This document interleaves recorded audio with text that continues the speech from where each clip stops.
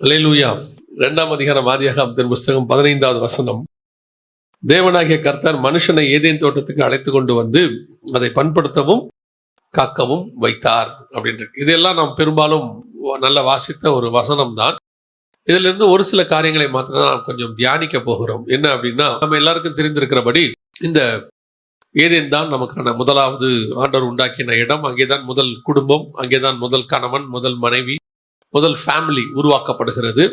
இந்த ஃபேமிலியை பத்தி நம்ம எல்லாருக்கும் நன்றாக தெரியும். என்ன தெரியும் அப்படின்னா, அவங்க பழம் சாப்பிட்டாங்க, போயிட்டாங்க, இதெல்லாம் நமக்கு தெரியும். அப்போ இந்த 2ஆம் அதிகாரம் 15வது வசனத்துல ஆண்டவர் ஏன் மனுஷனை கொண்டு வந்தார், மனுஷனை கொண்டு வருவதற்கான நோக்கம் என்ன அப்படின்னு சொல்லி பார்க்கும் பொழுது அதுல ஒரு காரணம் சொல்லுகிறது, தோட்டத்தை பண்படுத்தவும் காக்கவும் வைத்தார். இந்த 2 காரியத்தை தான் அங்கே வேதம் சொல்லுகிறது. மிக முக்கியமாக அவங்களுக்கு நிறைய காரியங்கள் ஆண்டவர் சொன்னாரு, நிறைய விஷயங்களை செய்ய சொன்னாரு, 2 காரியங்களை வேலை பார்க்க சொன்னாரு. அந்த மாதிரி சில காரியங்கள் இருக்கிறது. அதுல மிக முக்கியமாக ஒன்று பண்படுத்தவும், இன்னொன்று காக்கவும். இதுல ஆண்டவர் கொண்டு வந்து வச்சுட்டு அதற்கு பிறகுதான் என்ன செய்யறாரு, ஏவாளை தனியாக பிரிக்கிறார். ஏவாளை தனியாக பிரித்து அதுக்கு பிறகு ஏவாளையும் தோட்டத்துக்குள் கொண்டு வந்தார் அப்படின்னு இருக்கும். அந்த இடத்துல பாத்தீங்கன்னு சொன்னா 22வது வசனம், தேவனாகிய கர்த்தர் தாம் மனுஷனில் எடுத்த விலா இளமை மனுஷியாக உருவாக்கி அவளை மனுஷனிடத்தில் கொண்டு வந்தார். அவங்கிட்ட அவர் கொண்டு வந்தார் அப்படின்னு இருக்கிறது. அப்படின்னா இந்த ஏதேன் தோட்டத்தில் தேவன் மனுஷனை கொண்டு வந்து வைத்ததுக்கு இந்த 2 பேரை செய்வதற்கு மிக முக்கியமான சில காரியங்கள் இருக்கிறது. அதுல ஒன்று பண்படுத்தவும், இன்னொன்று காக்கவும். இந்த பொறுப்பு 2 பேருக்கும் இருக்கிறது. ஒன்று பண்படுத்துதல், இன்னொன்று காத்தல். பண்படுத்தல் என்றால் மெயின்டைன், அதை பத்திரமாக வைத்துக் கொள்ளுதல். தமிழத்தில் கொடுக்க வைக்கல என்ன செய்யணும்னா பத்திரமாக வைத்துக் கொள்ளணும். நம்ம ஏதேனை பொறுத்த வரைக்கும் நீங்க பாத்தீங்கன்னு சொன்னா, கர்த்தர் ஏதேன் தோட்டத்தை ஒரு நாளும் டெவலப் பண்ண கர்த்தர் சொல்லவே இல்லை, அப்கிரேட் பண்ண சொல்லல. அதாவது இதை விட பெஸ்டா மாத்து அப்படின்னு ஆண்டவர் என்ன செய்யல, சொல்லவே இல்லை. நல்லா செய்ய, இன்னும் பண்ணு அப்படின்லாம் ஆண்டவர் சொல்லவே இல்லை. ஆதியாகமத்தின் புஸ்தகம் 1ஆம் அதிகாரம் கடைசி வசனத்தை நீங்க வாசிச்சீங்கன்னா, அப்பொழுது தேவன் தாம் உண்டாக்கின எல்லாவற்றையும் பார்த்தார், அது மிகவும் நன்றாய் இருந்தது. அவ்வளவுதான், அவர் எல்லாம் பினிஷ் பண்ணிட்டார். நம்ம ஆண்டவர்கிட்ட ஒரு பெரிய விஷயம் பைபிள் முழுக்க நீங்க எடுத்துக்கிட்டீங்கன்னா, நம்ம கிட்ட கொடுக்கும் பொழுது அதை ஆண்டவர் ஃபுல்ஃபில் பண்ணி தான் கையில கொடுப்பாரு. நம்மளை அடுத்த கட்டத்துக்கு கொண்டு போன்னு கொடுக்க மாட்டார். உதாரணமா பழைய ஏற்பாட்டை கொடுக்கும்போது ஃபுல்ஃபில் பண்ணி முற்றிட்டுன்னு கொடுத்துட்டார். புதிய ஏற்பாட்டை கொடுக்கும்போது முழுசா கொடுத்துட்டார். கொடுத்துட்டு என்ன சொல்றாரு, இதோடு கூட எதையும் நீ கூட்டவும் வேண்டாம், குறைக்க வேண்டாம், ஏன்னா ஃபுல்ஃபில் ஆயிடுச்சு, இவ்வளவுதான், இதான், இதுக்கு மேல ஒண்ணு கிடையவே கிடையாது அப்படின்னு. இதுக்கு அடுத்த வெர்ஷன் ஒண்ணு வரவே வராது. இதுக்கப்புறம் அடுத்த ஒரு அப்கிரேட் வெர்ஷன் ஒண்ணு வராது. அதே மாதிரி தான் இதையே வசனத்தையே அப்படி பண்ணி கொடுத்தா, மனுஷன் கையில கொடுக்குற பூமியை எல்லாம் ரெடி பண்ணி அவங்க கையில தான் கொடுத்தார். அதை கொடுக்கும் பொழுது கர்த்தர் சொன்னது 2 விஷயம். ஒன்று, அதை பத்திரமா வச்சுக்கோ, இன்னொன்று பாதுகாப்பாக வச்சுக்கோ. இந்த 2 தான் ஆண்டவர் சொன்னார். பத்திரமா வச்சுக்கோ, பாதுகாப்பா வச்சுக்கோன்றதுக்கு பின்னாடி 2 முக்கியமான காரியங்கள் இருக்கு. இந்த திட்டத்தை கொலாப்ஸ் பண்றது, அதுதான் பிசாசினுடைய வேலையாக இருக்கிறது. நம்ம கிட்டையும் அப்படிதான் ஆண்டவர் மிக முக்கியமான காரியங்கள் கொடுத்திருக்கிறார். நம்ம மேல எப்பவுமே கர்த்தருக்கு ஒரு பிளான் 2 ஆங்கிள் இருக்கும். ஒரே விஷயம் தான் 2 விதமாக இருக்கும். எப்படி அப்படின்னு கேட்டீங்கன்னா, ஒன்று, பரலோகத்திலிருந்து ஒரு திட்டம் நம்ம மேல் ஓடிக்கொண்டே இருக்கும். பரலோகம் நம்ம மேல ஒண்ணு வச்சு செஞ்சுட்டே இருக்கும். நம்மை கொண்டு பூமியில ஒண்ணு செஞ்சுக்கிட்டே இருப்பாரு. இது 2ம் சேர்ந்து ஒரு காரியத்தை செய்யும். நான் சொல்றது உங்களுக்கு புரியுதா? இப்போ ஒரு உதாரணத்துக்கு சொல்றேன். ஆபிரகாமை ஆண்டவர் கானானுக்கு போக சொல்றாரு. கானானுக்கு ஏன் போக சொல்றாரு? நீ போ கானானுக்கு, அவ்வளவுதான். அவர் போறாரு. அங்கே போய் சொல்றாரு, உனக்கு ஒரு குமாரனை தருவேன். ஏன் அவர் கேட்கிறார், குமாரன் இல்லாமல் இருக்கிறனே, பிள்ளை இல்லாமல் இருக்கிறனே, ஒரு குமாரனை தருகிறார். குமாரனை கொடுத்த பிறகு இந்த குமாரனை எங்கேயும் கூட்டிட்டு போகாத, அவன் அங்கேயே இருக்கட்டும் அப்படிங்கிறார். இப்ப அவனுக்கு 2 பசங்க, அவங்களுக்கு 12, அதுல ஒரு பையனுக்கு 12 பசங்க, யாக்கோபுக்கு. இப்படி வந்துகிட்டே இருக்கு, வேர்ல்ட்லி பிளான் போயிட்டே இருக்கு. இந்த பிளானுக்கு மேல கர்த்தருடைய பிளான் ஒண்ணு இருக்கு. என்னன்னா, ஈசாக்கு அங்க வரணும், அந்த இடத்தில் தான் கிறிஸ்து பலியாகணும், அதே இடத்துல இருந்தான் மீட்பு உலகம் முழுக்க தொடங்கணும். இவ்வளத்தினுடைய பிளானுடைய உலகத்தின் திட்டம் தான் போயிட்டு இருக்கு கீழே.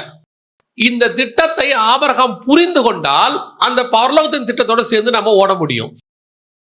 எனக்கு அது புரிஞ்சிருச்சுன்னா நான் என்ன செஞ்சிருவேன், ஹெவனோட கூட சேர்ந்து ஓடுவேன். எனக்கு இப்ப அந்த திட்டம் புரியல, ஆனா என்ன ஏன் சொல்றாரு, ஆண்டவர் சொல்றாரு, ஒரு விஷயத்த சொல்றாரு, நான் செய்யறேன், அவ்வளவுதான். நான் செஞ்சுக்கிட்டே இருக்கணும். ஏன்னா எனக்கு மேல இருக்க திட்டம் என்ன செய்யாது, தெரியாது. என்னத்துக்காக என்ன அப்படி போக சொல்றாரு, என்னத்துக்காக இப்படி பண்ண சொல்றாரு எனக்கு தெரியாது. கானானுக்கு போயிட்டேன், அவ்வளவுதான். ஒருவேளை எனக்கு அந்த திட்டம் தெரிஞ்சிருச்சுன்னு வச்சுக்கோங்க, என்னை கொண்டு போயிட்டு ஆண்டவர் அங்க வந்து ஈசாக்க கொண்டு வந்து ஈசாக்க வழியா கிறிஸ்து வர போறாரு, இந்த திட்டம் எனக்கு புரிஞ்சிருச்சுன்னா நான் அவரோடு கூட ஓட தொடங்குவேன். எனக்கு என் மேல இருக்க திட்டத்துக்கு நான் புரிஞ்சுக்கிட்டு நடக்க தொடங்குவேன். அப்படி எனக்கு புரிஞ்சுக்கிற அளவுக்கு கெப்பாசிட்டி இல்லையா, ஒன்றும் இல்லை, கர்த்தர் சொல்றதை செஞ்சுக்கிட்டே இருந்தா போதும், அந்த திட்டம் அப்படியே போயிட்டே இருக்கும். இன்னைக்கு நம்ம எல்லாருக்கிட்டையும் இருக்கிற பிரச்சனை என்னன்னா, நம்ம மேல இருக்கிற ஹெவன்லி திட்டம்னு ஒன்று இருக்கிறதே மறந்துடுவோம். நம்ம அப்படி ஒன்று இருக்கிறதே மறந்துட்டு இந்த பூமியில கர்த்தர் என்ன எதுக்கு வச்சாரு, என்ன டாக்டராக்க, இன்ஜினியராக்க, என்ன வந்து ஒரு எலக்ட்ரிஷியனா, பிளம்பரா, இல்லை, இது உண்மை, வச்சது உண்மை. ஆனா இதுக்கு பின்னாடி ஒரு ஹெவன்லி பிளான் ஒன்று ஓடிட்டு இருக்கு. அதை புரிஞ்சுக்கிட்டு ஓடாத வரைக்கும் உங்களுக்கு இந்த ஓட்டம் கஷ்டமாக இருக்கும். இஸ்ரவேல் ஜனங்களை கானானுக்கு போக சொல்றாரு. கானானுக்கு ஏன் போக சொல்றாருன்னா, அந்த கானானுக்கு அவங்க போனா தான் அதை வச்சு ஆண்டவர் பல காரியங்கள் செய்ய முடியும். அங்க வரணும், கிரைஸ்ட் எல்லாம் வரணும், பரலோகத்து திட்டம் இருக்கு. அங்கே தாவீது வரணும், தாவீதின் சிங்காசனம் வரணும், தாவீதின் சிங்காசனத்துக்கு இயேசு வரணும். ஆனா இந்த திட்டம் புரியாத இஸ்ரவேலர்கள் இங்கே உட்காந்துக்கிட்டு, எனக்கு மன்னா கொடுக்கல, எனக்கு வந்துட்டு தண்ணி இல்ல, எனக்கு இவ்வளவு பிரச்சனையா இருக்குது. அப்புறம் சொல்றான், அந்த வழி அவனுக்கு மனமடிவாக இருந்தது, ஆனா போகிறது எனக்கு கஷ்டமா இருக்கு, ஃபீல் பண்ணிட்டே இருக்கான், முறுமுறுத்துக்கிட்டே இருக்கான். ஏன் அப்படின்னா, இவன் போய் சேர்ந்து கானானில் இவனை கொண்டு செய்ய போகிற பெரிய காரியத்தை குறித்து இவனுக்கு தெரியாது, அதை பத்தி இவனுக்கு புரியாது. புரியாதனுடைய விளைவு இப்ப என்னை கர்த்தர் நடத்துகிற பாதை எனக்கு கடினமாக இருக்கிறது. இதே மாதிரி தான் நம் அத்தனை பேருக்கும் கர்த்தர் ஒன்று செஞ்சு வச்சிருக்கிறார்.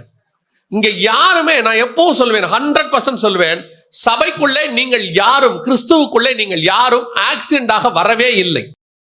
ஏதோ எதிர்பாராத விதமா இயேசு ஏத்துக்கிட்ட தெரியாம ஒரு நாள் இருக்கும்போது தொடர்ந்து சுவிசேஷம் சொன்னார், அப்படிலாம் கிடையவே கிடையாது. ஹெவன்லி பிளான், திட்டம், பரலோகத்தினுடைய மகா பெரிய திட்டத்தில் நீங்களும் நானும் ஒரு அங்கமாக இருக்கிறோம். நாம ஒரு மிகப்பெரியதான ஒரு வீட்டுல வாசக்கல்லா இருக்கலாம், இல்ல கிச்சன்ல இருக்கிற கடப்பா கல்லா இருக்கலாம், இல்ல பாத்ரூம்ல இருக்கிற டைல்ஸா இருக்கலாம், இல்ல பெட்ரூம்ல இருக்க டைல்ஸா இருக்கலாம். ஆனா நம்ம அத்தனை பேரும் அந்த வீட்டினுடைய ஒரு பார்ட். என்ன எதுவா வச்சிருக்காரு வேற, ஆனா அந்த வீட்டினுடைய பார்ட்ல நானும் இருக்கிறேன். புதிய எருசலேமில் நானும் ஒரு பார்ட், அவ்வளவுதான். அப்ப எனக்கு தெரியணும், நான் ஒரு மிகப்பெரிய ஹெவன்லி பிளான்குள்ள தான் சர்ச்சுக்குள்ளே கொண்டு வரப்பட்டேன், ஒரு ஹெவன்லி பிளான்குள்ள தான் கிறிஸ்துவுக்குள்ள கொண்டு வரப்பட்டேன். என்னை கூட்டிட்டு வந்தது ஆண்டவர் சும்மா இல்ல, ஐயோ பாவம் ஒரு பையன் ரோட்ல கஷ்டப்பட்டுக்கிட்டு இருக்காப்ல, இவரை பணக்காராக்கி விடுவோம் அப்படின்னு கர்த்தர் கூட்டிட்டு வரல. இவரை கொண்டு வந்து சரி பரவாயில்ல, பாவம் மனுஷன் ரொம்ப யாரும் இல்லாம அனாதையா இருக்காப்ல, கொண்டு வந்து எல்லாரோடையும் சேர்த்து விடுவோன்னு கூட்டிட்டு வரல. தாயின் கருவில் உருவாகும் முன்னமே ஹெவன்லி பிளான் என் மேல இருக்கு. அந்த ஹெவன்லி பிளான்ல தான் நான் கொண்டு வரப்பட்டிருக்கிறேன். நான் கொண்டு போகப்படுற இந்த பிளானுக்கு பின்னாடி கர்த்தர் எனக்கு திட்டத்தை வச்சிருக்கிறார். இந்த திட்டம் புரியாததுனால தான் நாம் வழி விலகி போகிறோம் அல்லது சோர்ந்து போகிறோம். இப்ப ஆதாமுக்கு இந்த திட்டம் தெரியல. இத்தனைக்கு யோசிச்சு பாருங்க, பாவமே செய்யாத ஒரு மனுஷன், அவங்ககிட்ட கர்த்தர் சொல்றார், இந்த தோட்டத்தை பண்படுத்து, இதை காவல் செய். அப்படின்னா என்ன அர்த்தம்? இந்த தோட்டத்துக்குள்ள ஒரு ஜீவ விருட்சம் இருக்கு, அந்த ஜீவ விருட்சத்தை புசிக்கிறவனுக்கு மரணம் கிடையாது. இந்த ஜீவ விருட்சம் வரப்போற கிறிஸ்துவுக்கான அடையாளம். இதே மாதிரி பரதீசில ஒரு ஜீவ விருட்சம் இருக்கு, அதை புசிக்கிறவனுக்கு நித்திய ஜீவன் உண்டு. அதை எப்படி கிரைஸ்ட் பாதுகாக்கிறாரோ அதே மாதிரி நீ இதை பாதுகாக்கணும். அதுக்கு உனக்கு ஏற்ற துணையை நான் கொடுப்பேன். நீ எப்படி கிரைஸ்டுக்கு மனவாட்டியின் சபை ஒன்று இருக்குதோ, உனக்கு ஒரு மனவாட்டி சபை வரும். இவ்வளவோ ஆதாமுக்கு பின்னாடி இருக்கிற பிளான். அப்ப இந்த பிளான் படி ஆதாம் தெரிஞ்சுக்கிட்டாருன்னா, ஸ்பிரிச்சுவலோடைய அவருடைய மேப்பை தெரிஞ்சுக்கிட்டாருன்னா, அவருக்கு கர்த்தர் நியமித்தவைகளில் அவர் கவலைப்படாம ஓடி இருப்பாரு, ரொம்ப கேர்ஃபுல்லா இருந்திருப்பாரு. பல நேரத்தில் நம்ம கிட்ட இருக்கக்கூடிய வேல்யூ நமக்கு தெரிய மாட்டேங்குது. ஆதாம் கிட்ட இருந்த தோட்டத்தினுடைய வேல்யூ அவனுக்கு தெரியவே இல்லை. அதனுடைய விளைவு என்ன ஆயிருச்சு? ரெண்டே வேலை கொடுத்தாரு. ஒன்று, பண்படுத்து, இதை மெயின்டைன் பண்ணு, உங்ககிட்ட கொடுத்ததை நீ மெயின்டைன் பண்ணு, பத்திரமா வச்சுக்கோ. 3:11 வாசிங்க. இதோ சீக்கிரமாய் வருகிறேன், ஒருவனும் உன் கிரீடத்தை எடுத்துக்கொள்ளாதபடிக்கு உனக்குள்ளதை பற்றி கொண்டிரு. ஆண்டவர் ஒன்று கொடுத்திருக்கிறாரா ஒரு கிரீடத்தை, அவர் வருகிற வரைக்கும் அதை பத்திரமா வச்சுக்கணுமா. ஏன்னா அப்படி வரும்போது அவர் வேறொன்று கொடுப்பார். ஆவியானவர் சபைகளுக்கு சொல்லுகிறதை காது உள்ளவன் கேட்க கடவன், ஜெயம் கொள்ளுகிறவன் எவனோ அவனுக்கு. அந்த இடத்துல ஆண்டவர் ஒரு ஆசீர்வாதத்தை கொடுக்கிறார். அந்த ஆசீர்வாதத்தை பெற்றுக்கொள்ள வேண்டுமானால் நான் வருமளவும் உனக்கு கொடுத்ததை பத்திரமா வச்சுக்கோ. இப்போ நீங்க ஒரு இடத்துல உங்களை ஒரு காரியத்துக்கு வர சொல்லியிருக்கிறாங்க, உங்ககிட்ட ஒரு லெட்டர் அனுப்பிச்சிருக்கிறாங்க, அக்னாலஜ்மெண்ட் லெட்டர். அந்த லெட்டரை கொண்டு போய் நீங்க கொடுத்தாதான் அந்த வேலை கிடைக்கும்.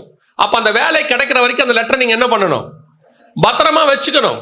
இல்லைன்னா அது கிடைக்காது, அந்த வேலை கிடைக்காது. அதே மாதிரி தான் கர்த்தர் சொல்றாரு, ஆதாம் கையில ஒரு தோட்டத்தை கொடுத்துட்டு இதை பத்திரமா வச்சுக்கோ, இதை நீ என்ன செய்ய, பண்படுத்து, இதை மெயின்டைன் பண்ணு. ஏன்? இதுக்குள்ளான விஷயங்கள் ரொம்ப முக்கியமானது. அப்படித்தான் ஆண்டவர் உங்க கையிலும் என் கையிலும் மிக முக்கியமான விஷயத்தை கொடுத்திருக்கிறார். இன்னைக்கு முதலாவதாக அந்த பண்படுத்துகிறது, குடும்பத்தை பத்திரமா. இப்ப உங்க குடும்பத்தை எடுத்துக்கோங்க, இதான் ஃபர்ஸ்ட் குடும்பம். இந்த குடும்பத்துக்குள்ள, இந்த தோட்டத்துக்குள்ள என்னென்னலாம் இருந்துச்சோ எல்லாம் உங்க குடும்பத்துக்குள்ளேயும் இருக்கும். இப்ப ஆண்டவர் அதை மெயின்டைன் பண்ற பொறுப்பை கொடுத்திருக்கிறார். யார் கையில கொடுத்திருக்கிறாரு? ஆண் கையில கொடுத்திருக்கிறார், கணவன் கையில கொடுத்திருக்கிறார். ஆனா இது ரெண்டு பேரையும் சார்ந்தது. அதான் ரொம்ப முக்கியம். ஆண்டவர் வந்து பண்படுத்து காவல் செய்யும் சொல்லும் போது ஏவாள் இல்ல, அந்த இடத்துல மனுஷி உருவாக்கப்படல. இப்ப ஆண்டவர் சொல்றாரு, இதை பண்படுத்து காவல் செய், பிரமாணம் கொடுத்துட்டார். இதான் கட்டளை, இதான் அவன் செய்ய வேண்டியது. இன்னைக்கு உங்க கையில ஆண்டவர் ஒன்று கொடுத்து வச்சிருக்கிறாரு பத்திரமாக. அதை கொடுக்கும் பொழுது ஆண்டவர் சொல்றாரு, குடும்பம் ரொம்ப இம்பார்ட்டன்ட், இதை பண்படுத்தவும் காவல் செய்யவும் உங்க கையில ஆண்டவர் கொடுத்து வச்சிருக்கிறார். ஆனா இன்னைக்கு நாம எத்தனை பேர் இந்த குடும்பத்தை ரொம்ப பத்திரமா வச்சிருக்கிறோம் பத்திரமா வச்சிருக்கிறோமாங்கிறதா கேள்வி. நிறைய பேருக்கு இப்போ உங்க வீட்டுல ஒண்ணு இருக்குது இல்லையா, உங்க வீட்டுக்குள்ள பீரோக்குள்ள நகை இருக்குது. எப்படி வச்சிருக்கிறீங்க? எப்படி வச்சிருக்கீங்க? பத்திரமா வச்சிருக்கீங்க. நீங்க போடுற செருப்பு இருக்குது, வாசல்ல இருக்குது. எப்படி வச்சிருக்கீங்க? வச்சிருக்கிறீங்க. யாராவது நைட்டு செருப்பை செயின் போட்டு கட்டி கேட்டோட வச்சுட்டு போயிருக்கீங்களா? எடுத்து பீரோக்குள்ள வச்சு பூட்டுவீங்களா? ஆனால் நகையை டெய்லி யூஸ் பண்றீங்களோ இல்லையோ, செருப்பை டெய்லி யூஸ் பண்ணுவீங்க. நகை டெய்லி இருக்குதா இல்லையான்னு பாக்குறீங்களோ இல்லையோ, ஆனா செருப்பு டெய்லி பார்ப்பீங்க. மஸ்ட். இது அதிகப்படியான உபயோகம். அது என்னைக்கோ ஒரு நாள் கொண்டு போக போறது, என்னைக்கோ உபயோகமாகும். நம்ம கணக்கு என்னன்னா, நகை என்னைக்கோ ஒரு நாள் கண்டிப்பா என்ன செய்யும்? ஏன்னா அது வேல்யூ. இது வேல்யூ இல்ல. ஆனா யூஸ்ன்னு பாத்தீங்கன்னா அதை விட இதான் ரொம்ப யூஸ். ஆனா நாம எதை பத்திரமா வச்சிருக்கிறோம், எதை வச்சிருக்கிறோம். அதே மாதிரி தான் இன்னைக்கு குடும்பம். நிறைய பேருக்கு குடும்பம் இருக்கு, வச்சிருக்கிறாங்களா, பத்திரமா வச்சிருக்கிறாங்களாங்கிறதா கேள்வி. கர்த்தர் என்கிட்ட கொடுத்திருக்கிறாரு. நிறைய பேர் இந்த குடும்பத்தை ஓட்டுனா போதும், போனா போதும், முடிச்சா போதும். அது உள்ள இருக்கிறத பத்தி அவங்களுக்கு எந்த விதமான, ஆனா குடும்பம் இருக்கணும். அது வந்து நிறைய பேர் சொசைட்டிக்காக என்ன சொல்லுவாங்க, மற்றவங்க என்ன நம்மளை பார்த்து பேசுவாங்க, இப்போ சபையில நம்மளை பத்தி என்ன பேசுவாங்க, குடும்பம் இப்படி இருக்குது சொன்னா, அதனால என்ன செய்வாங்க பாத்தீங்கன்னா, கணவனும் மனைவியும் வீட்டுக்குள்ள செம்ம அடிதடி நடக்கும். ஆனா சர்ச்சுக்கு வரும்போது பாத்தீங்கன்னா ஆக்கிலா பிரிஸ்கிலா மாதிரி வருவாங்க. அவங்கள மாதிரி அவ்வளவு அன்பா வர்றதுக்கு ஆளே இருக்காது. நாம எப்படிப்பட்டவங்களா இருக்கிறோம்? குடும்பம் இருக்கு, மத்தவங்க தப்பா நினைச்சிடக்கூடாது, மத்தவங்க நம்மளை கேவலமா நினைச்சிடக்கூடாது. இன்னும் கொஞ்சம் பேர் இருக்கான், மத்தவங்களை பத்தி கூட கவலைப்பட மாட்டான், கர்த்தரை நினைச்சு அவன் குடும்பத்தை ஓட்டிக்கிட்டு இருப்பான். கர்த்தர் என்ன குடும்பத்தை வச்சிருக்க சொல்லியிருக்கிறாரு, ஒழுங்கா வச்சுக்க சொல்லியிருக்கிறாரு. விருப்பம் இருக்கோ இல்லையோ, ஆனா குடும்பத்தை நடத்திக்கிட்டே இருப்பான். இவங்களுக்கு உலகத்தை பத்தின பயம் கிடையாது, எந்த பயம் இல்லை, ஆனா தேவ பயம் இருக்கு. ஐயோ ஆண்டவர் சொல்லி இருக்கிறாரு. நிறைய பேர் இன்னைக்கு தேவனுக்கு பயந்து குடும்பத்தை நடத்தி கொண்டிருக்கிற ஒரு குரூப் இருக்கு. ஆனா சந்தோஷமா இருக்கிறாங்களான்னு தெரியாது, ஆனால் உண்மையா இருக்கிறாங்களான்னு தெரியாது. ஆனா ஒண்ணு, தேவ பயம் இருக்கு, ஐயோ ஆண்டவருக்கு பிடிக்காது, அப்படி ஒரு குரூப் இருக்கு. இன்னொரு குரூப் இருக்கு, தேவ பயம் இருக்காது, ஆனா சர்க்கம்ஸ்டன்ஸ் சுத்தி இருக்கிற மக்கள் இவங்களுக்கு பயந்து சொந்தக்காரங்க என்ன நினைப்பாங்க, இப்படி ஒண்ணு இருக்கு. அதனால அதை மெயின்டைன் பண்ணிட்டு இருக்கிறான். இப்போ ஆதாமுக்கு சொந்தக்காரனும் இல்ல, தேவ பயமும் இல்ல, ஆனா மெயின்டைன் பண்ண சொல்லி இருக்கிறார் ஆண்டவர். சுத்தமா அதை பத்திரமா பார்த்துக்கோ அப்படிங்கிறார். இன்னைக்கு நாம் எத்தனை பேர் அதை பத்திரமாய் வைத்திருக்கிறோம், அதை பண்படுத்துகிறோம்? நிறைய பேர் போன ஜெனரேஷன், அதுக்கு முந்தின ஜெனரேஷன் இருந்த குடும்பத்தை பத்திரமாய் பாதுகாக்கிறத விட இந்த ஜெனரேஷன் ரொம்ப மோசமாக இருக்கு. ஆனா பார்க்கறதுக்கு இவங்க தான் ரொம்ப கேர் எடுக்கிற மாதிரி இருக்கு. போன ஜெனரேஷன்ல படிப்புக்கு முக்கியத்துவம் கொடுக்காமல் இருந்தார்கள். பிள்ளைகளை ஸ்கூலுக்கு கூட அனுப்பாத ஜெனரேஷன் இருந்துச்சு ஒரு 50 வருஷத்துக்கு முன்னாடி, 70 வருஷத்துக்கு முன்னாடி. ஆனால் குடும்பத்தை ஒழுங்கா வச்சிருக்கணும், பிள்ளைகளை ஒழுக்கமா வளர்க்கணும்ன்ற பெற்றோர் இருந்தாங்க. இப்போ பெற்றோர் அத்தனை பேரும் பிள்ளைகளுக்கு படிப்பு கொடுக்கணும்ன்ற முடிவுக்கு வந்துட்டாங்க. ஆனா பிள்ளைகள் ஒழுக்கமா இருக்குதா? எல்லாருக்குள்ளயும் ஒரு ஆதங்கம் இருக்கு. என்ன ஆதங்கம் இருக்கு தெரியுமா? நான் எங்க அப்பா அம்மாவுக்கு கீழ்ப்படிஞ்ச மாதிரி என் பிள்ளைங்க எனக்கு கீழ்ப்படுகிறது இல்ல, இருக்கா இல்லையா? ஆட்டோமேட்டிக்கா இருக்குல்ல. எங்க அப்பா, நம்மளே சொல்றோம்ல, எங்க அப்பா ஒரு வார்த்தை சொன்னா நல்லா அப்படியே நிப்பேன். இப்ப அவன் போயிட்டே இருக்கான், அப்பா தான் நின்று பார்த்துக்கிட்டே இருக்காரு. என்னடா போயிட்டே இருக்கிற, சொல்லுங்க சொல்லுங்க, காதுல உழுதுங்கிறான். நீங்க அவனை கேட்க முடியாதுல்ல. ஆனா எடுத்து பாருங்க, அவன் 90% எடுத்திருப்பான் எல்லாத்துலயும். எடுத்து பாருங்க, அவன் வந்து டாக்டருக்கு படிக்கிறதுக்கு நீட் படிச்சுக்கிட்டு இருப்பான். இவனை ஸ்கூல்ல போய் சொல்லி பாருங்க, ஸ்கூல்ல சொல்லுவாங்க, ஐயோ எஜுகேஷன் சைடு அவனை மாதிரி வராதுங்க, புக் எடுத்துக்கிட்டே இருக்காம்பா. வீட்டில் வந்து பாருங்க, டிசிப்ளின் இருக்காது. முந்தி நமக்கு ஒரு காலத்துல சொல்லி கொடுத்தாங்க, படிப்பு 2வது, டிசிப்ளின் ஃபர்ஸ்ட். இன்னைக்கு அப்படி இல்லை. டிசிப்ளின்ங்கிறத கேட்கக்கூடாது. கேட்டா இன்னைக்கு ஜெனரேஷன் கேப். ஆனால் குடும்பத்தை பண்படுத்த வேண்டிய பொறுப்பு எந்த தானே? தாய் தகப்பன் தானே. அது என்ன நடக்குது, பிள்ளைங்க எப்படி இருக்காங்க, ஏதா இருக்கிறாங்க தெரிஞ்சுக்கணும்ல. இன்னைக்கு 80% பெற்றோர் ஃபெயிலியரை சக்சஸ் மாதிரி சொல்லிக்கிட்டு இருக்கிறாங்க. ஃபெயிலியரை சக்சஸ் மாதிரி. என்ன ஃபெயிலியரை சக்சஸ் மாதிரி சொல்லும் போதே சொல்றாங்க, என் பிள்ளைங்க என் பேச்செல்லாம் கேட்கறதே இல்லை. எங்கெங்க என் பேச்சை கேட்குது? ஃபெயிலியர். சின்ன குழந்தைக்கு சொல்றாங்க, அது இஷ்டப்படி தாங்க செய்யும், போன் கொடுத்தாதான் அது சாப்பிடும், இல்லாட்டி சாப்பிடாது. என்ன பண்ணுவீங்க? வேற வழி இல்லை, போன் கொடுத்துருவோம். ஃபெயிலியர். நம்ம அப்பா அம்மா அடிச்சு அழ ஊட்டுவாங்க, வாயில வச்சு கதற கதற சாப்பாடு ஊட்டுவாங்க. இப்ப நாம கதறி கதறி சாப்பாடு ஊட்டிட்டு இருக்கோம். நிஜம், இன்னைக்கு அதான் நடக்குது. உண்மை. ஃபெயிலியர். அப்பா அம்மா ஃபெயிலியர் ஆகிட்டு இருக்கோம். நம்ம வந்து ஒரு 10% நம்ம பிள்ளைங்க நம்ம வார்த்தைக்கு கீழ் படிஞ்சிட்டாங்கன்னா பெரிய சந்தோஷம். இப்பொழுது இது ஊழியக்காரன் பிள்ளையும் விதிவிலக்கு அல்ல, விசுவாசி பிள்ளை விதிவிலக்கு அல்ல.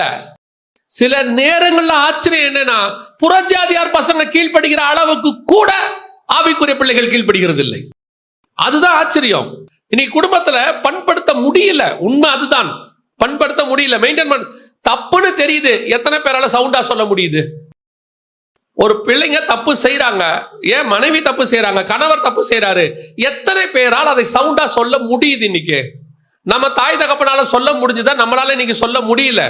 நான் எப்பவும் சொல்லுவேன், எந்த காலத்து ஆளா வேணா இருக்கட்டும், 2 விஷயம் மாறாதது. ஒன்னு, பிசாசு மாறாதவன், அவன் விழ பண்ணணுங்கிறத எல்லா காலகட்டத்திலும் செஞ்சு கொண்டுதான் இருக்கிறான்.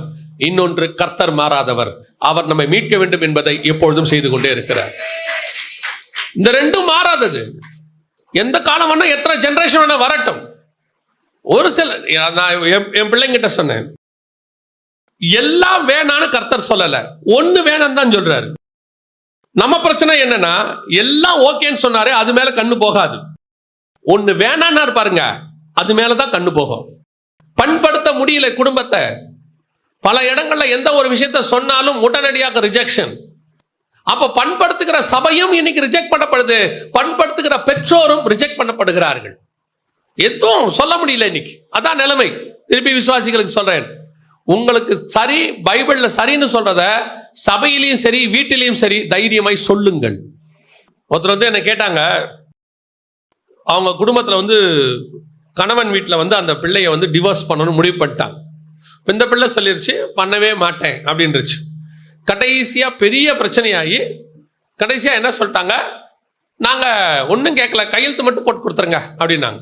இப்போ இந்த பிரச்சனை எங்கிட்ட வந்துச்சு, பாஸ்டர் இப்போ என்ன செய்யணும்னு சொல்லுங்க. நான் சொன்னேன், அவனை டிவோர்ஸ் வாங்கிக்க சொல்லுங்க, அப்ளை பண்ணிக்க சொல்லுங்க, என்ன வேணா பண்ணீங்க, நான் முடியாதுன்னு சொல்லிருங்க. நீங்க என்ன செஞ்சிருங்க? முடியாது, நான் பண்ண மாட்டேன், நான் சைன் பண்ண மாட்டேன், நான் கோர்ட்டுக்கு வரவே மாட்டேன்.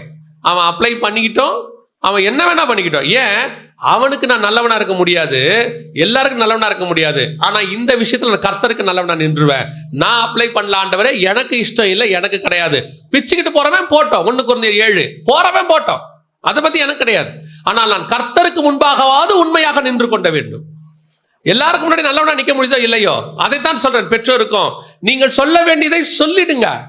கேட்கறது கேட்காதது அவங்க இஷ்டம். நம்ம ஒரு லெவலுக்கு மேலதான். முந்தியெல்லாம் சொல்லுவாங்க, தோளுக்கு மேல உயர்ந்துட்டா தோழன்பாங்க பசங்களை. இப்பெல்லாம் நடக்கும் போதே அது வேற மாதிரி இருக்கு. சில நேரங்களில் ஒப்படைச்சிடணும் ஆண்டவர்கிட்ட கொண்டு போயிட்டு. நம்ம அதுகிட்ட மல்லு கட்டினா ஆகாது, அதுகிட்ட போராடினா ஆகாது. இப்ப நான் வெறும் பெற்றோர் பிள்ளைகளுக்காக மட்டும் சொல்லல, பல நேரங்களில் குடும்பங்கள்ல இது ரொம்ப அதிகமாக இப்ப ஆகிக்கிட்டே போகுது. என்ன சொன்னாலும் கேட்காத ஒரு குரூப். சில நேரத்தில் நமக்கு என்ன தெரியுமா தோணுது, நம்ம கரெக்டா தான் பேசுறோமா, நம்ம பேசுறது அப்படியே ஆப்போசிட்டா புரிஞ்சுக்குது. சில நேரத்துல கரெக்டா புரிஞ்சுக்குது, சில நேரத்துல நம்ம பேசும்போது ரொம்ப அறிவுபூர்வமா அது புரிஞ்சுக்கிட்டு எனக்கு புரியுதுங்குது. அப்பாடா பரவாயில்ல, நல்லா புரியுது. இதே மாதிரி இன்னொன்று பேசும்போது அப்போதே நம்ம சொல்றதுக்கு ஆப்போசிட்டா, ஓ நீ என்ன நீங்க இப்படி சொல்ல வரீங்களா அப்படிங்குது. நமக்கு இது பைத்தியமா இருக்குதா, நல்லா இருக்குதா? சில நேரத்துல நல்லா புரிஞ்சுக்குது, சில நேரத்துல ஏன் இப்படி நமக்கு தோண மாட்டேங்குது, நம்மளால கண்டுபிடிக்க முடியல. பேசாம பிடிச்ச ஆண்டவர்கிட்ட கொடுத்துடணும். ஏன் இந்த குடும்பத்தை இவன் சொல்றான்ல, சாலமோன் சொல்றான்ல, ஆண்டவரே இந்த ஜனங்களை நடத்தக்கூடிய ஞானத்தை எனக்கு தாரும். ஏன் இதுங்களை நடத்த முடியாது? மோசேயாலேயே நடத்த முடியல. அவ்வளோ சாந்த குணமுள்ள மோசேயாலேயே இதுங்களை என்ன பண்ண முடியல, நடத்த முடியல. கடைசியில அவனையே கானானுக்குள்ள போக விடாம தடுத்துருச்சு. நம்ம பரலோகத்துக்கு போக விடாதபடிக்கு நம்மளை தடுக்கக்கூடியதான காரியங்கள் வேற எங்கேயுமே நடக்காது, வீட்டில தான் நடக்கும். அது குடும்பத்துல நடக்கும், பிள்ளைகளை வச்சு நடக்கும். மோசே சொல்லிட்டாரு இஸ்ரவேல் ஜனங்கிட்ட, என்னை கானானுக்கு போக விடாம நீங்க தான் தடுத்தீங்க, என்னை நீங்க போகவே விடல. அவன் போயிட்டான். தடுத்தவன் என்ன பண்ணிட்டான்? அவன் போயிட்டான். அவன் பிள்ளைலாம் போயிடுச்சு, இவன் போல. எவ்வளவு கொடுமையா இருக்கும் பாருங்க. பல நேரங்கள்ல இதுதான் குடும்பத்துல நடக்குது. நாம் எவ்வளவோ நம்மை பொறுமையாக எப்படி ஆகுது, இதை தாண்டி பரலோகத்துக்கு போயிடலாம் அப்படின்னு யோசிக்கும் போது கொஞ்சம் கொஞ்சமா முதல்ல நம்மளை பண்படுத்தணும், அதுக்கப்புறம் குடும்பத்தை பண்படுத்தணும். நம்ம எப்படியாவது பண்படுத்தி வரலான்ட்டு கொஞ்சம் கொஞ்சமா மாறுறோம். ஆவியானவர்கிட்ட சுத்தி இருக்கிறது என்ன செய்யாது, மாற விடாது. நல்லா கவனிச்சு கொள்ளுங்க. குடும்பம் என்பது கர்த்தர் கொடுத்த மிக முக்கியமான ஒரு விஷயம். ஏதேன் தோட்டம் எவ்வளவு முக்கியமோ அவ்வளவு முக்கியம் உங்கள் தோட்டம். இதை பண்படுத்துறது உங்களுடைய மிக முக்கியமான ஒரு வேலை. நீங்க செய்யுங்க. கல்டிவேட்டட், குத்துங்க, எரு போடுங்க. கல்டிவேட்டட்னா என்னன்னா கொத்தி எரு போடுதல். 5ஆம் அதிகாரம் ஏசாயா புஸ்தகம் 2வது வசனத்துல ஆண்டவர் சொல்றாரு, மகா செழிப்பான மேட்டிலே என் நேசருக்கு ஒரு தோட்டம் உண்டு, திராட்சை தோட்டம் உண்டு. அதை சுற்றிலும் அவர் வேலி அடைத்து அது உள்ள கற்களை பொறுக்கி கிளை நறுக்கி அதுல ஒரு கோபுரத்தை கட்டி நல்ல கனி தரும் என்று காத்திருந்தார். அதுதான் உங்களுடைய என்னுடைய ஒரு தோட்டம். இதுல கிளை நறுக்க வேண்டியது, களை பிடுங்க வேண்டியது நம்முடைய வேலை. You must. நீங்க சொல்லுங்க, பிள்ளைங்கிட்ட சொல்லுங்க. சொல்றாங்க, கணவன் தப்பு பண்றாரா சொல்லுங்க, ஜெபத்தோட சொல்லுங்க. மனைவி தப்பு பண்றாங்களா, ஜெபத்தோட சொல்லுங்க. சொல்ல வேண்டியதை சொல்லிடணும். ஏன்னா கர்த்தர் அந்த வேலையை கர்த்தர் நம் கையில் கொடுத்திருக்கிறார். ஏன்னா இந்த தோட்டத்தை கொண்டு போய் பத்திரமா ஒப்படைக்க வேண்டியது நம்முடைய பொறுப்பு. 2வது அதே வசனத்தை வாசிங்க பார்ப்போம். ஆதியாகமத்தின் புஸ்தகம் 2ஆம் அதிகாரம் 15வது வசனத்தை வாசிங்க. தேவனாகிய கர்த்தர் மனுஷனை ஏதேன் தோட்டத்தில் அழைத்து கொண்டு வந்து அதை பண்படுத்தவும் காக்கவும் வைத்தார். தோட்டத்தை காவல் செய்வதுன்னா என்ன அப்படின்னா, தோட்டத்துக்குள்ள இருக்கிற எல்லாத்தையும் காவல் செய்வது. அதான் தோட்டத்தை காவல் செய்வது. அப்படிதானே? தோட்டத்துக்குள்ள இருக்கிற எல்லாத்தையும் காவல் செய்வது தான் தோட்டத்தை காவல் செய்வது. தோட்டத்தை காக்க வைத்தார் அப்படின்னா, நீங்க தோட்டக்காரர் எல்லாரையும் பாருங்க, வாசல்ல உட்காந்துருப்பாரு, ஒரு இடத்துல, ஒரு மெயின் இடத்துல உட்காந்துருப்பாரு, மொத்தத்தையும் பார்க்கக்கூடிய இடத்துல உட்காந்துருப்பாரு. எதுவுமே உள்ள வரக்கூடாது, பத்திரமா பார்க்கணும். அதான் தோட்டக்காரனுடைய வேலை. இப்போ இந்த தோட்டத்தை காவல் செய்யறதுல தான் ஆதாம் மிஸ் பண்ணார். எப்படி மிஸ் பண்ணாரு அப்படின்னு கேட்டீங்கன்னா, இப்ப தோட்டத்துக்குள்ள ஃபர்ஸ்ட் எது வந்துருச்சு? உள்ள பாம்பு வந்துச்சு. பாம்பு வெளியிருந்து வந்துச்சா உள்ள இருந்து வந்துச்சா அப்படின்னு கேட்டீங்கன்னா, தோட்டத்துக்கு வெளியிருந்து தான் வந்துச்சு. இப்ப நம்ம எல்லாம் என்ன சொல்லுவோம் அடிக்கடினா, ஆதாம் என்ன தப்பு செஞ்சாரா, பழம் சாப்பிட்டாருன்னு சொல்றோம் இல்ல. பழம் சாப்பிட்டது 2வது தப்பு. பழம் சாப்பிட்டது 2வது தப்பு. முதல் தப்பு வேற என்னன்னு கேட்டீங்கன்னா, தோட்டத்துக்குள்ள பாம்பை விட்டது. பாம்பு எங்கிருந்து வந்துச்சு வாசிங்க. ஆதியாகமத்தின் புஸ்தகம் 3ஆம் அதிகாரம் 1வது வசனத்தை வாசிங்க. தேவனாகிய கர்த்தர் உண்டாக்கின சகல காட்டு ஜீவன்களை பார்க்கிலும் சர்ப்பமானது. அப்போ சகல காட்டு ஜீவன்களை பார்க்கிலும் சர்ப்பமானதுன்னா, சர்ப்பம் என்ன மிருகம்?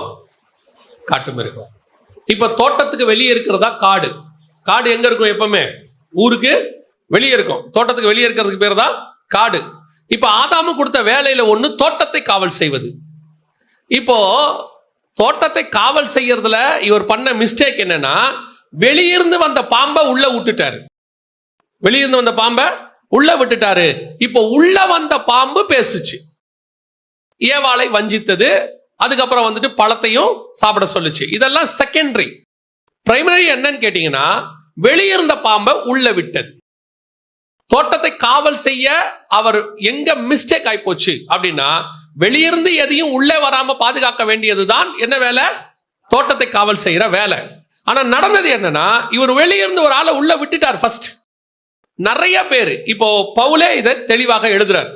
நாம பல நேரங்கள்ல சபையில சில பிரச்சனைகள் வரும்போது அந்த பிரச்சனைய வந்த காலத்தை தான் பார்க்கிறமே ஒழிய, அந்த பிரச்சனை வருவதற்கு என்ன மூல காரணம், எப்ப இது உள்ள வந்துச்சு, இந்த பாம்பு எப்ப உள்ள வந்துச்சு நம்ம பார்க்கறது இல்ல. சில உபதேசம், கள்ள உபதேசம் இருக்கு, சபைக்குள்ள வரும் பொழுது நம்ம சபைக்குள்ள அந்த உபதேசம் வந்துருச்சுங்கிறது நமக்கு தெரியும், எப்ப வந்துச்சுன்னு தெரியாது. அந்த பாம்பை நம்ம கேர்ஃபுல்லா பார்த்துக்கிட்டே இருக்கணும். இப்போ கொரிந்தியர்கள் எழுதும் போது பவுல் சொல்றாரு, வாசிங்க 2 கொரிந்தியர் 11ஆம் அதிகாரம் 3வது வசனத்தை வாசிங்க. ஆகிலும் சர்ப்பமானது தன்னுடைய தந்திரத்தினாலே ஏவாளை வஞ்சித்தது போல உங்கள் மனதும் கிறிஸ்துவை பற்றிய உண்மையினின்று விலகும்படி கெடுக்கப்படுமோவென்று பயந்திருக்கிறேன். அப்ப என்ன சொல்றாரு? பாம்பு எப்படி உள்ளே வந்து உபதேசத்தை கொடுத்து ஏவாளை வஞ்சித்தது, அதே மாதிரி உங்கள் மனதும் சபையும் வஞ்சிக்கப்படுமோ அப்படின்னு நான் பயப்படுறேன்றார். அப்போ முதல்ல நம்ம குடும்பத்துல பிரச்சனை உள்ளே வருவதற்கு எது காரணம்? பாம்பு எப்ப வருது? அப்ப குடும்பத்தை காப்பதுன்னா என்ன? பிரச்சனை வந்த பிறகு சரி பண்ணுவது அல்ல, பிரச்சனை வராமல் உள்ளே தடுப்பது. நம்ம நிறைய நேரத்துல பிரச்சனையை உள்ள விட்டுட்டு சரி பண்ண பார்க்கிறோம். இந்த மெடிக்கலி ஒன்று சொல்லுவாங்க, ரொம்ப ஈஸியான வார்த்தை ஆனா ரொம்ப உண்மையான வார்த்தை, வருமுன் காப்போம் அப்படிம்பாங்க. பார்த்துருக்கீங்களா இல்லையா? Prevention is better than cure அப்படிம்பாங்க. வந்து கியூர் பண்றதுங்கிறது ஒரு ப்ராசஸ், அது ஒரு வேலை. வராமைய தடுப்பது தான் முக்கியமான வேலை. இன்னைக்கு குடும்பத்துல நடக்கிறது என்ன? வந்துடுது உள்ள, வந்த பிறகு அதை சரி பண்ணுவதற்கு பெற்றோர் முயற்சி பண்றாங்க, கணவன் முயற்சி பண்றார், மனைவி முயற்சி பண்றாங்க. எந்த ஒரு விஷயமும் வரும்போதே இவங்க என்ன சொல்றாங்களா, இப்பனா ஒரு விஷயம் நடந்த உடனே கணவன் தப்பு பண்ணிட்டாரு, மனைவி சொல்றது நம்பி விட்டங்க. மனைவி தப்பு பண்ணிட்டாங்க, கணவன் சொல்றது நம்பி விட்டங்க. நம்புறது தப்பு கிடையாது. இயேசு சொல்றாரு, புறாக்களை போல கபடற்றவர்களாய் இருங்கள், சர்ப்பத்தை போல வினா உள்ளவர்களாயும் இருங்கள். உங்களை நம்புறதை யாரும் இங்க குற்றமாவே சொல்லல. நம்பிக்கையின் அடிப்படை தான் குடும்பம். அதாவது சந்தேகத்தின் பேரில் குடும்பத்தை நடத்தவே முடியாது. No chance. நீங்கள் சந்தேகப்பட வேண்டாம், ஆனால் பத்திரமாய் வைத்துக் கொள்ளுங்கள். அவ்வளவுதான். குடும்பத்தை பத்திரமாய் பாதுகாக்க வேண்டியது ரெண்டு பேருடைய பொறுப்பு. ரெண்டு பேருக்கும் கர்த்தர் கொடுத்திருக்கிறாரு. யார் கணவன் மனைவி விசாரிக்கிறதுல, மனைவி கணவனை விசாரிக்கிறதுல. பாம்பு உள்ள வருது, ரெண்டு பேர் நடுவில் இருந்தால் பாம்பு வரவே வராது. இங்க எங்க இருக்கு பிரச்சனை? விசாரிக்கிறதுல இருக்கு. ஆரம்பிக்குது, அங்க ஆரம்பிக்குது. கணவன் எக்கேடு கேட்டாலும் கவலை இல்லை, மனைவி எக்கேடு கேட்டாலும் கவலை இல்லை. இவர் கேட்டா இவர் சொல்றாரு பிசினஸ். ஐயோ, யாருக்காக நான் ஓடுறேன்? யாருக்கு ஓடுறீங்க? இந்த குடும்பத்துக்காக தான் ஓடுறேன். ஐயோ, குடும்பமே போயிட்டு இருக்கு. வீடு இருக்கு, கார் இருக்கு, எல்லாம் இருக்கு. குடும்பம் எங்க? நிறைய பேர் வெளிநாட்டுக்கு போயிடறான், 20 வருஷம் சம்பாதிச்சு அனுப்புறாங்க. வீடு வாசல் எல்லாம் இருக்கு, திரும்பி வந்தா குடும்பம் இல்லை. நிறைய குடும்பம் இல்லாமல் போயிடுச்சு. வந்து புலம்புறாங்க, என்னன்னு தெரியல பிரதர், இந்த குடும்பத்துக்காக தான் உழைச்சேன், ஆனா இன்னைக்கு குடும்பம் இல்லை. Yes, fact. இன்னைக்கு பணம் இருக்கு, வீடு இருக்கு, குடும்பம் எங்க? நிறைய பேர் சொல்றாங்க, மனைவி சொல்றாங்க, இந்த வீட்டுக்காக தான் நான் வேலையே செய்யறேன். ஓ, இவங்களுக்கு காலையில் 5:30 மணிக்கு ஏஞ்சதுல நைட்டு 11 மணிக்கு படுக்க போற வரைக்கும் எல்லாம் செய்றீங்க. விசாரிச்சிங்களா? நல்லா கவனிச்சு கொள்ளுங்க. குடும்பம் கர்த்தர் கொடுத்தது. அந்த ஒண்ணு தான் கர்த்தர் உங்ககிட்ட கொடுத்திருக்கிறாரு. அந்த ஒன்னை கொண்டு போய் பத்திரமாய் தேவன் கையில ஒப்படைக்க வேண்டியது உங்களுடைய பொறுப்பு. அல்லேலூயா. பாம்பு உள்ளே வராம பத்திரமா பார்த்துக்கணும். உங்க கணவனுக்கும் உங்களுக்கும் நடுவுல கேப் இருக்குன்னு தெரிஞ்சாலே யார் வேணாலும் உள்ளே வருவதற்கு வாய்ப்பு இருக்கிறது. உங்க மனைவிக்கும் உங்களுக்கும் நடுவுல ஒரு பிரிவினை இருக்குன்னு தெரிஞ்சிச்சு, எந்த பாம்பு வேணாலும் உள்ளே வரும். அல்லேலூயா. பல நேரங்களிலே இதுதான் நடைபெற்று கொண்டிருக்குது. ஆண்டவர் சொல்றாரு, நீங்கள் அதை பண்படுத்தவும் பாதுகாக்கவும் உள்ளே வைத்தார். அல்லேலூயா. இன்னைக்கு நிறைய பேருடைய குடும்பங்கள் பண்படுத்தப்படவில்லை, பாதுகாக்கப்படவில்லை, வேலி எடுக்கப்பட்டு விட்டது. மனைவி நினைச்சுக்கிறாங்க, எனக்கு வேலை இருக்கு, சம்பாத்தியம் இருக்கு, நான் என் குடும்பத்தை பார்த்துப்பேன். இல்ல, முடியாது. டிசைன் அப்படி கிடையாது. பரலோகத்தோட டிசைன் அப்படி கிடையாது. ஆணும் பெண்ணுங்கிறது டிசைன், அவ்வளவுதான். இந்த டிசைனை மாற்ற முடியாது. ஏன்? அவங்க செய்யலையா, இவங்க செய்யலையா, யார் வேணாலும் செய்யலட்டும். கர்த்தர் நமக்கு ஒரு டிசைன் பண்ணி வச்சிருக்கிறார். கணவனும் மனைவியும் சேர்ந்து இருக்கிறது. அதே மாதிரிதான் கணவனுக்கும். எனக்கு என்ன அது பற்றி பிரச்சனை இல்லையா, எனக்கு சம்பாத்தியம் வருது, விட்டெறிஞ்சா யார் வேணாலும் வருவாங்க, ஆனால் யாரும் பார்க்க மாட்டாங்க. கடைசியா இது டிசைன் ஆண்டவர் வச்சிருக்கிறார். பிரச்சனைகள் வரும், திருப்பியும் சொல்றேன், போராட்டம் வரும், பிரச்சனைகள் வரும், எல்லாம் வரும். சில நேரத்துல இந்த கணவர்கள் என்ன செய்யறாங்கன்னா, பெரும்பாலும் கணவர்களுக்கு, இப்போ பெண்களுக்கும் அது தோண ஆரம்பிச்சிருச்சு. என்னன்னா, முந்தியெல்லாம் நம்ம தாத்தா பாட்டி காலத்துல, அப்பா அம்மா காலத்துல கல்யாணம் பண்ணி வச்சுட்டாங்கன்னு வச்சுக்கோங்களேன், கடைசி வரைக்கும் அவரு தான். ஸோ இவங்க 2 பேரும் தான் அப்படிம்பாங்க. இப்போ அப்படி இல்லை. கல்யாணம் பண்ண பிறகுமே இவங்களுடைய மைண்ட் ஓடிட்டே இருக்கு. நம்ம ஒருவேளை தேவ சித்தம் இல்லாம கல்யாணம் பண்ணிட்டோமோ, ராங்கா பண்ணிட்டோமோ, இல்லையா, இதோ கர்த்தர் ஒருவேளை வேற யாரையாவது வச்சிருந்தாரோ இப்படின்னு யோசிச்சுட்டே இருக்கான். நான் சொல்வேன், கல்யாணத்துக்கு முன்னாடி 10,000 தடவை யோசிக்கலாம். நீங்க 10,000 தடவை யோசிக்கலாம், தப்பே கிடையாது. 40 நாள் உபவாச ஜபம் கூட போடுங்க, ஒரு தப்பு கிடையாது. ஆனால் கல்யாணம் ஆயிடுச்சுன்னா ஒரு தடவை கூட யோசிக்க கூடாது. அவ்வளவுதான், ஃபினிஷ். ஆதியாகமம் 2:18 வாசிங்க. பின்பு தேவனாகிய கர்த்தர், மனுஷன் தனிமையாயிருப்பது நல்லதல்ல, ஏற்ற துணையை அவனுக்கு உண்டாக்குவேன் என்றார். தேவனாகிய கர்த்தர் வெளியின் சகலவித மிருகங்களையும். போதும், இப்ப பாருங்க, ஏற்ற துணையை உண்டாக்குவேன் என்றார் சொல்லிட்டாரா? அப்ப அடுத்து என்ன பண்ணணும்? அடுத்து அவர் என்ன செய்யணும்? ஏற்ற துணைய உண்டாக்கணும். அப்படித்தானே உண்டாக்கணும்ல. ஆனா அவர் எங்க உண்டாக்குறாரு பாருங்க. 20வது வசனம் வாசிங்க. அப்படியே ஆதாம் சகலவித நாட்டு மிருகங்களுக்கும் ஆகாயத்து பறவைகளுக்கும் சகலவித காட்டு மிருகங்களுக்கும் பேரிட்டான். ஆதாமுக்கோ ஏற்ற துணை இன்னும் காணப்படவில்லை. ஏன் இவர் உண்டாக்காம ஆதாமுக்கு ஏற்ற துணை உண்டாகவில்லை அப்படின்னு சொல்லிட்டு அடுத்து அவர் என்ன பண்றாரு? உண்டாக்குவேன்னு சொல்லிட்டு அடுத்து ஒவ்வொன்னா கூட்டிட்டு வர்றார். ஆதாமு கிட்ட ஒவ்வொன்னையா கூட்டிட்டு வர்றார். எல்லாத்துக்கும் என்ன பேர் வைப்பான் என்று சொல்லி பார்ப்போம் அப்படின்னு சொல்லிட்டு வேற வேலை பார்த்துக்கிட்டு இருக்கிறார். மிருகம் வருது, காட்டு மிருகம், நாட்டு மிருகம், உண்டாக்கின எல்லாவற்றையும் அந்த வசனம் சொல்லுது. வெளியின் சகலவித மிருகங்கள், ஆகாயத்து பறவைகள் மண்ணிலே உருவாக்கி ஆதாம் அவைகளுக்கு என்ன பேரிடுவான பார்க்கும்படி அவனிடத்தில் கொண்டு வந்தார். ஜீவ ஜந்துக்கு ஆதாம் என்ன பெயரிட்டானோ அப்படி ஆயிற்று. எல்லாத்தையும் கூட்டு. ஏன் இவர் திடீர்னு உருவாக்காம வேற ஒண்ணு செஞ்சுக்கிட்டு இருக்கிறார்? வேற ஒண்ணு செய்யறார். கூட்டு வந்து பேர் வைக்க சொல்றாரு எல்லாத்துக்கும். இப்படி பேர் வைப்பா, பேர் வை, பேர் வை. எதுக்காக இதை செஞ்சார் தெரியுமா? இப்ப ஆதாம் கிட்ட வந்த உடனே ஆதாம் எப்படி பேர் வைப்பான்? பேர் வைக்கும் போது, இப்ப நீங்கள் நானும் பேர் வைக்கும் போது எப்படி பேர் வைப்போம்? நீங்களும் பேர் இருந்தா எப்படி பேர் வைப்போம்? பிள்ளைய பார்த்து பேர் வைப்போம். ஆண் பிள்ளை பிறந்தா அதுக்கு ஆண் பிள்ளை பேர் வைப்போம், பெண் பிள்ளை பிறந்தா அதுக்கு பெண் பிள்ளை பேரு. அந்த பேர் வைக்கும் போது நமக்கு சில ஆப்ஷன்ஸ் இருக்குது. சிலர் அப்பா பேர் வைப்பாங்க, சிலர் அம்மா பேர் வைப்பாங்க, சிலர் வந்து பைபிள்ல உள்ள பேர் வைப்பாங்க, சிலர் கர்த்தர் சொன்னார்னு பேர் வைப்பாங்க. இப்படிலாம் பிள்ளை பிறந்த பிறகு நம்ம பேர் வைக்கிறோம்ல. ஆனா ஆதாம் அப்படி பேர் வைக்க மாட்டான். ஆதாம் எப்படி பேர் வைப்பான்? வாசிங்க, 23வது வசனம் வாசிங்க. அப்பொழுது ஆதாம், இவள் என் எலும்பில் எலும்பும் என் மாம்சத்தில் மாம்சமுமாயிருக்கிறாள், இவள் மனுஷனில் எடுக்கப்பட்டபடியினால் மனுஷி எண்ணப்படுவாள் என்றான். இவன் எப்படி பேர் வைப்பானா? வெளிய பார்த்து பேர் வைக்க மாட்டான், கிரியேஷனை பார்த்து பேர் வைப்பான். எப்படி உருவாச்சுங்கிறத அவன் பார்ப்பான். மனுஷன்ல இருந்து எடுத்திருக்காரு, எலும்புல இருந்து எடுத்திருக்காரு, சதையில இருந்து செஞ்சிருக்கிறாரு. சோ கிரியேஷனை பார்த்து பேர் வைக்கிறவன். இப்ப கர்த்தர் என்ன பண்றாரு?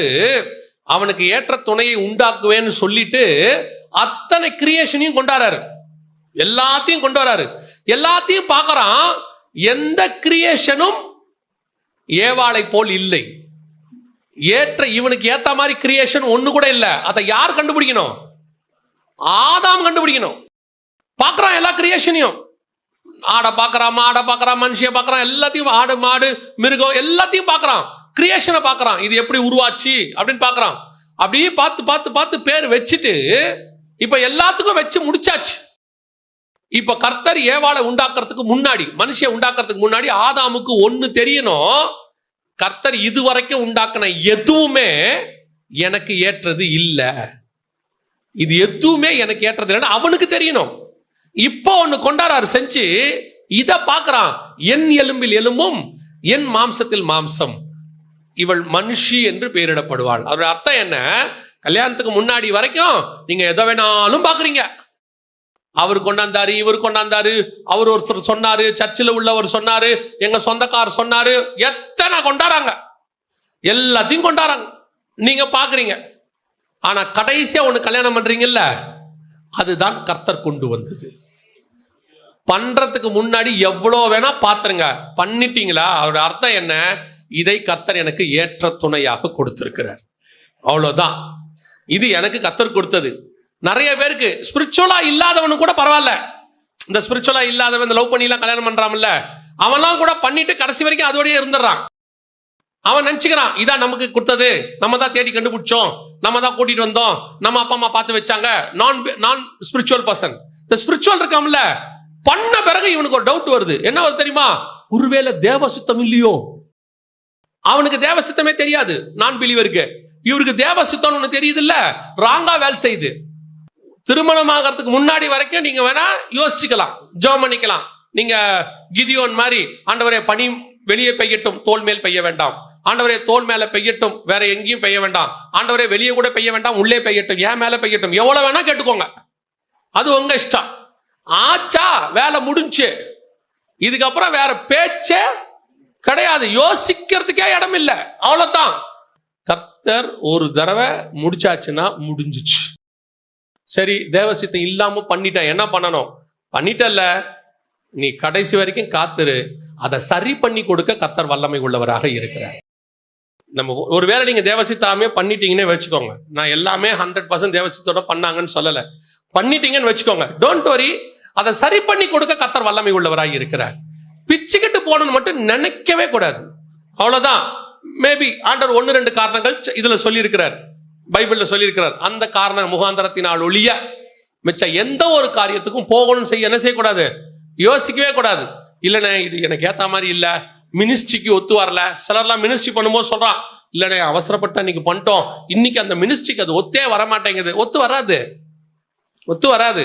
இப்போ நான் ஒரு பையனுக்கு சொன்னேன், ஒரு பையன் வந்து என்கிட்ட சொன்னான், அண்ணே நான் ரட்சிக்கப்படுறதுக்கு முன்னாடியே கல்யாணம் பண்ணிட்டேனே, லவ் மேரேஜ் பண்ணிட்டேன், ஒரே உபத்திரவம்னே, இப்போ மினிஸ்ட்ரிக்கெலாம் வந்துட்டேன், அது மினிஸ்ட்ரிக்கு ஒத்து வர மாட்டேன், இப்போ என்னென்ன செய்யணும்னா ஒன்றும் பண்ண முடியாது. தேவனால் கூடாத காரியம் ஒன்றுமில்லை. பல நேரத்தில் நம்ம என்ன நினைக்கிறோம், எல்லாமே நமக்கு ஏற்ற மாதிரி இருக்கணும்னு நினைக்கிறோம்ல. பல நேரங்களிலே கர்த்தர் நம்மளை உருவாக்குகிறார்.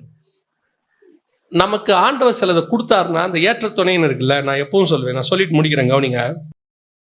ஏற்ற துணைன்னா என்னன்னா, ஏற்ற துணைன்னு நம்ம என்ன நினைக்கிறோம், நான் நினைக்கிற மாதிரியே அவரும் நினைக்கிறாரு, எனக்கு பிடிச்ச மாதிரியே அவங்களுக்கும் பிடிச்சிருக்கு, நான் என்ன விரும்புகிறேனோ அவங்க செய்கிறாங்க. அது எப்படி ஏற்ற துணை ஆகும்?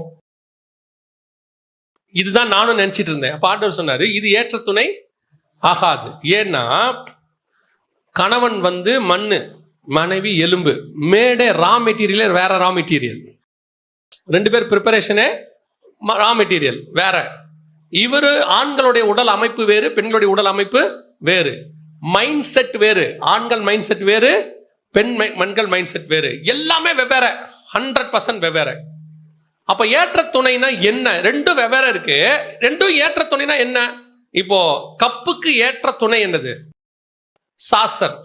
ஆனா கப்பும் சாசரும் ஒரே மாதிரி இருக்காது, ரெண்டும் ஒரே மாதிரி இருக்காது. இது வெர்டிகலா இருக்கும், இது ஸ்பெரிக்கலா இருக்கும், இப்படி இருக்கும், ரவுண்டா இருக்கும். இது தட்டையா இருக்கும், இது கொஞ்சம் நீளமாக இருக்கும். எதை வேணா எடுத்துக்கோங்க. நெட்டு போல்ட் இருக்கு, ரெண்டும் ஒன்னா சேர்ந்தாதான் ஒரு வேலை செய்ய முடியும். ஆனா நெட்டு வேற மாதிரி இருக்கும், போல்ட் வேற மாதிரி இருக்கும், ரெண்டுமே ஆப்போசிட்டா தான் இருக்கும். ஆனா இது ரெண்டும் சேர்ந்து ஒரு வேலையை செய்யும், அந்த வேலைக்கு பேர் தான் ஏற்ற துணை. நெட்டும் போல்ட்டும் ஒரு மறையில ஏறும், காஃபியும் சாசரும் கப்பும் சாசரும் ஒரு இடத்துல அமையும், ஆனா வேற மாதிரி தான் இருக்கும். எல்லாமே அப்படித்தான். இப்போ பேண்ட் இருக்கு, ஷர்ட் இருக்கு, பேண்டோட அமைப்பு வேற, சட்டோட அமைப்பு வேற, ரெண்டும் சேரணும். கிளாத்தே வெவ்வேறு கிளாத்து. ஷர்ட் கிளாத்ல பேண்ட் போட முடியாது, பேண்ட் கிளாத்ல சட்டை போட முடியாது, வேர்த்து ஊத்தும். அதுவே ஷர்ட் கிளாத்ல பேண்ட்டை போத்தீங்கன்னா வேற மாதிரி இருக்கும் இல்லையா? வெவ்வேறு இருக்கு, வெவ்வேறு மாதிரி இருக்கும். ஆனால் இது ரெண்டும் சேர்ந்து ஒரு வேலை செய்யும். அந்த வேலை இருக்கு பாத்தீங்களா, அதற்கு பேர் தான் ஏற்ற துணை. பரலோகம் இந்த பூமியில அனுப்பும் போது எல்லாரையும் ஒரே மாதிரி அனுப்பாது. அப்படின்னா ஏற்ற துணைனா ஒரு ஆணும் தான் ஏற்ற துணை. 2 பேரும் எல்லாத்துக்கும் ஒரே மாதிரி இருப்பாங்க, கண்ணு, மூக்கு, முடி, அமைப்பு எல்லாம். அது ஏற்ற துணையா இருக்காது. ஆணுடைய சரீரம் வேறு, பெண்ணுடைய சரீரம் வேறு. ஆணும் பெண்ணும் இருந்ததா ஏற்ற துணை. இரவு பகல், இரவு நல்ல இருட்டா இருக்கும், பகல் வெளிச்சமா இருக்கும், ரெண்டும் சேர்ந்தாதான் ஒரு நாள் இல்லையா? முழுக்க வெளிச்சமாவே இருந்தா எப்படி ஒரு நாள் ஆகும்? ரெண்டும் சேரணும், ரெண்டும் ஆப்போசிட்டா இருக்கும்.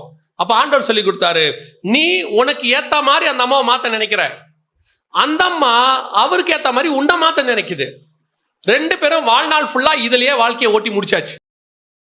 எனக்கு ஏத்த மாதிரி அவங்க மாறணும், அவங்களுக்கு ஏத்த மாதிரி இவர் மாறவே மாட்டாது, மாற முடியாது, டிசைன் வேற. அப்படியே அவங்க மாறின மாதிரி செஞ்சாலும் யாரோ ஒருத்தருடைய யூனிக்னஸ் போயிடும், அவங்களுடைய தனிப்பட்ட காரியம் என்ன செஞ்சிடும், போயிடும். 2 பேரும் சேருவாங்க, 2 பேரும் சேர்ந்து தேவ சித்தத்தை பூமியில் செய்வாங்க.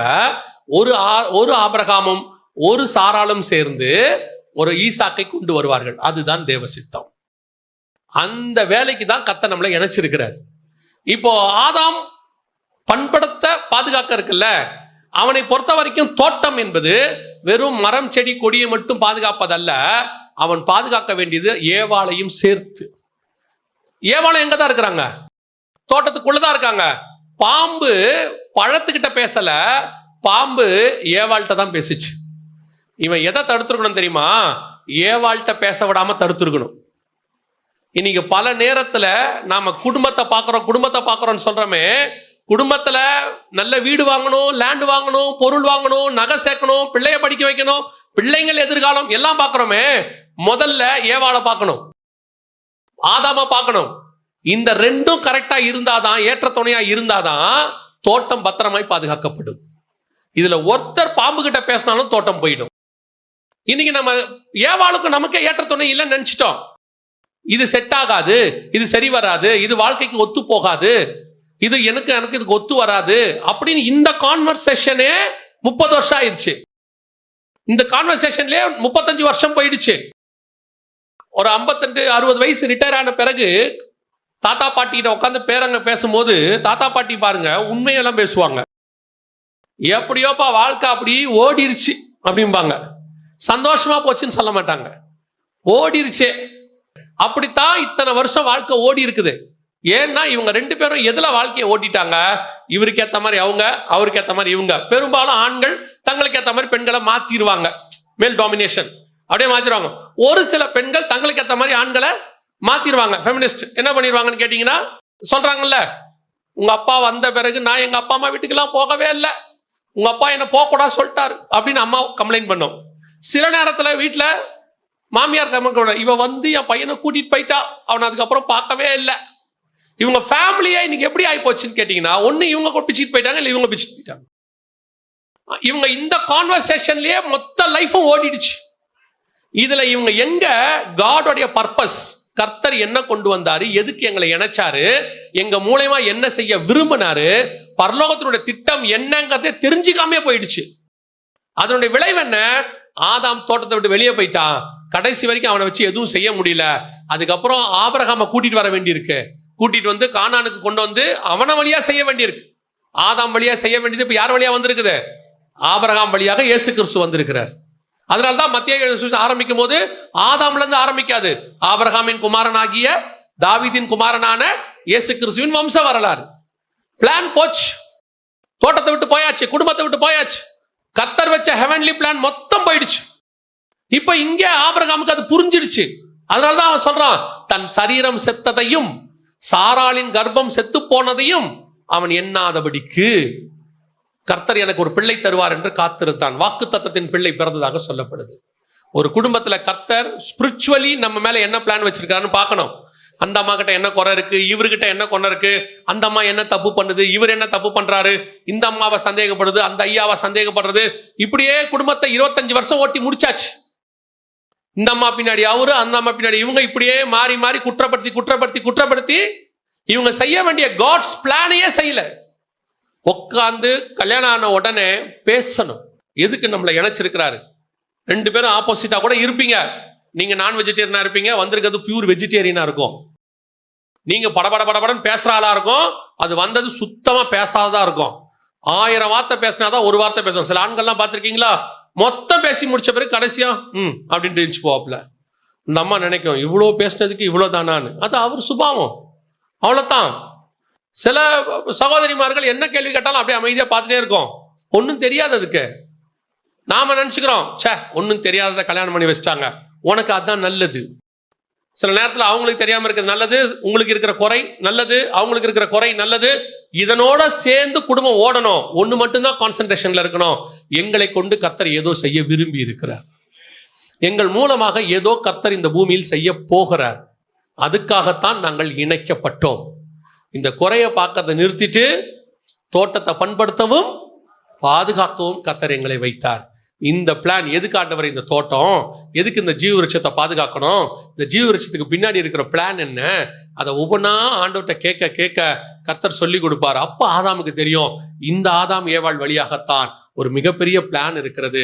அவர் ஒருவனை அல்லவா படைத்தார், பின்ன ஏன் ஒருவனை படைத்தார்? தேவ பக்தியுள்ள சந்ததியை பெறும்படிதானே. இந்த பிளான் அவனுக்கு அப்ப புரியும். ஓ, நான் பரலோகத்துக்காக உண்டாக்கப்பட்டவன், நானும் ஏவாளும் சேர்ந்து பரலோகத்துக்கு இங்கிருந்து பிள்ளைகளை கொடுத்து அனுப்ப வேண்டியவர்கள், மிகப்பெரிய பிளான் எங்க மேல இருக்குன்னு அவன் புரிஞ்சிருச்சுன்னா அவன் பழத்தை பத்தி யோசிச்சிருக்கவே மாட்டான். இன்னைக்கு நிறைய பேர் அங்கதான் மிஸ்டேக் பண்றோம், பண்ணிக்கிட்டு இருக்கிறோம். இது வரைக்கும் போகட்டும், ஒன்றும் பிரச்சனை இல்லை. இன்னும் சரி, அது ஆபிரகாமுக்கு 100 வயசு ஆகட்டும், சாராளுக்கு 90 ஆகட்டும், இப்ப தேவ சித்தத்தை புரிஞ்சுக்கிட்டா கூட சரி, ஆண்டவரே எதுக்காக இணைச்சிங்க, எதுக்காக எங்களுக்கு இதை சொல்லி கொடுக்குறீங்க, நாங்க ஏன் இணைக்கப்பட்டோம், இந்த காரியத்தை நாங்க நிறைவேற்றணும் நீங்க சொல்லி ஜெபம் பண்ணுங்க. இதுவரைக்கும் மாறாதவர்கள் மாறுவார்கள். ஏன்னா நீங்க இப்படி போக போக போக அது மாறாமையே பிசாசு வச்சுக்கிறான், அதை மாத்தாமே வச்சுக்கிறான். ஏன்னா இதுக்கு பின்னாடியே ஓடிக்கிட்டு இருக்குன்னு அவனுக்கு தெரிஞ்சு போச்சு. உங்க பிளானை செய்ய விடாமே பார்த்துக்கிட்டான். இப்போ ஆண்டவர்கிட்ட கேளுங்க, ஆண்டவரே எங்களை ஏன் இணைச்சிருக்கீங்க? அது ஆப்போசிட்ல இருக்கிறது நான் பிலீவராகவே இருக்கட்டும், ஆயிடுச்சு கல்யாணம், நான் பிலீவராகவே இருக்கட்டும். ஆண்டவரே நான் தப்பு பண்ணிட்டேன், நான் பிலீவரா பண்ணிட்டேன், இப்போ நான் என்ன செய்யணும்னு கேளுங்க. கர்த்தர் அதை சரி பண்ணி உங்கள் மூலமாக மீண்டும் தேவ சித்தத்தை நிறைவேற்ற வல்லமை உள்ளவராக இருக்கிறார். இங்க செகண்ட் சான்ஸ் வாங்காதவங்க யாருமே இல்லை. செகண்ட் சான்ஸ் வாங்காதவங்க யாருமே இல்ல. ஒரு தடவை தப்பு பண்ணிட்டீங்க, செகண்ட் சான்ஸ்னா இன்னொரு கல்யாணம் இல்ல, தப்பா எடுத்துறாதீங்க. இதை ஆண்டவர் சரி பண்ணி கொடுக்க வல்லமை உள்ளவராய் இருக்கிறார். ஆமென். கர்த்தர் ரொம்ப நல்லவர், அவர் நம்மேல் அன்பாக இருக்கிறார், அவர் எதையும் சரி பண்ணி கொடுக்க வல்லமை உள்ளவராய் இருக்கிறார்.